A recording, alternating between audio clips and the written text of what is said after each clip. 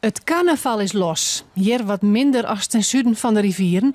Maar de binplakken, liek als Snits of Blauwhuis, dat behoorlijk feestvierd wordt. In Snits kregen prins Wietse de eerste van de morgen de kaai van de stad. Ja, het is geen stukje oud ijzer. Het is een volle trots wat ik mag dragen. Omdat ik eigenlijk zo regeer de eerste komende 4 carnavaldagen over de gemeente Sneek. Dus wat nu carnavalstijd drabbelterf heeft natuurlijk. En er waard ik een prijs uitreikt aan Snitsers die het oude hier een soort budgetten hebben voor de Snitser Mierskip. De Aggermelbokaal gaat dit jaar naar de vrijwilligers van het Fries Scheepvaartmuseum. Het Skipvaartmuseum had 120 vrijwilligers.